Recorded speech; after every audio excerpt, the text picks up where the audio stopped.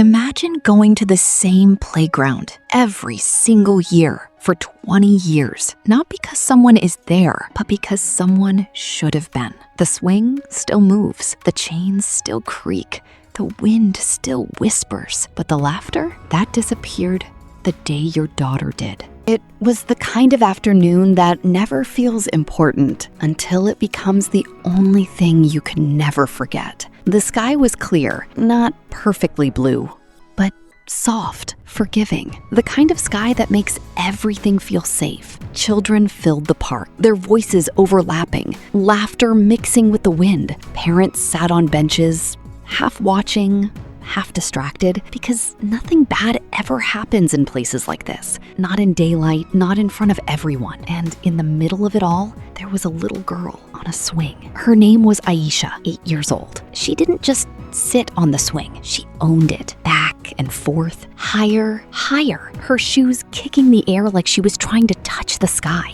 And every time she leaned forward, she laughed, not loudly, not dramatically, in a way that made you turn your head because it sounded real, pure, unfiltered. Her mother sat just a few steps away, watching her, smiling quietly, not filming, not distracted by a phone, just watching, as if she knew moments like this don't last forever.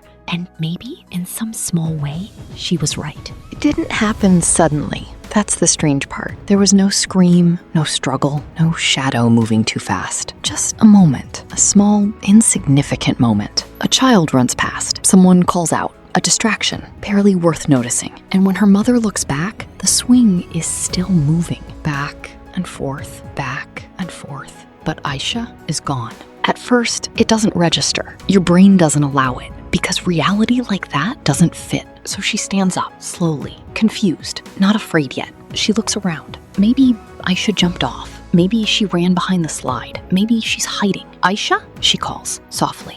No answer. Aisha! Louder now, a little sharper. Still nothing. And then something changes. Not outside, inside. That quiet certainty that everything is fine, it cracks. Now she's moving fast. Too fast. Looking everywhere at once and nowhere properly. Other parents notice. Someone asks, "What happened?" "My daughter. She was right here." And suddenly, the air feels different. Within minutes, the park is no longer a park. It's a search zone. Voices rise. People split up. Names are shouted again and again. Aisha! Aisha! Aisha! But her name doesn't come back. Police arrive quickly. Too quickly for something that feels impossible. Questions begin. Fast, repetitive, sharp. What was she wearing? Did she talk to anyone? Did you see anything unusual? But the answers are all the same. No, no, no. Because nothing happened, and that's the problem. There's no struggle, no sign of force, no witness who saw something clear, just a swing still moving. Days pass, then weeks. Posters go up, her face printed everywhere, smiling, frozen in a moment that now feels cruel. Tips come in, hundreds of them. I think I saw her. There was a man near the park. I heard something. But every lead leads nowhere. Hope becomes a cycle. Build, break, repeat. And slowly, people stop calling. Months turn into years. The world moves on because it has to. New children come to the park. They play on the same swings, laugh in the same space. They don't know. How could they? But her mother knows. Because for her, time didn't move forward. It stopped right there on that swing. Every year, on the same day, she comes back. Same bench, same angle, same silence. The swing is older now, rust creeping into the chains, paint chipped away, but it still moves, even when no one touches it, and she watches it the same way she did 20 years ago, waiting, not for logic, not for answers, but for something impossible. At first, her memories were perfect. She could hear Aisha's voice like it was still there. "Mama, look!" Clear, bright, alive. But memory is fragile. It doesn't stay the same. It fades. Not all at once, but piece by piece. One day, she tries to remember how her daughter laughed, and something feels off. It's there, but not fully, like hearing a sound underwater, distorted, distant. And that's when a new fear begins.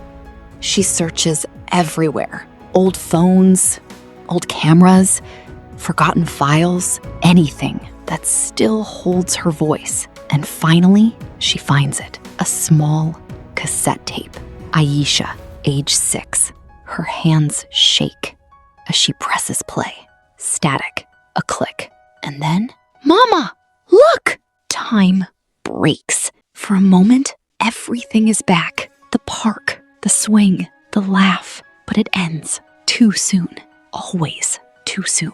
She listens to it again and again and again. Not because she wants to, because she's afraid of what happens if she stops. Because if she stops, the voice might disappear. And if the voice disappears, what's left? Years pass. The tape weakens. The sound stretches, cracks, warps. Her daughter's voice starts to change. It's still there, but not the same. And one night, as the tape plays, she realizes something terrifying. She can't tell anymore what part is real and what part is broken. 20 years later, she sits on the same bench. The world has changed, but this place feels untouched. The swing moves again, slowly, back and forth, back and forth. And then, for just a second, she hears it. A laugh, soft, distant, impossible. She stands up, her heart racing. Alicia? Silence. Only the wind, only the swing, still moving. They never found her. No answers, no closure, no ending. Just a story that slowly fades, the same way her voice did. So tell me, what's worse? Never knowing what happened to someone, or slowly forgetting everything about them? If this story made you feel something, don't ignore it. Like this video. Share it with someone who will understand it. And comment below. Is forgetting a second kind of loss? And if you want stories that stay with you long after they end, subscribe. Because some voices should never disappear.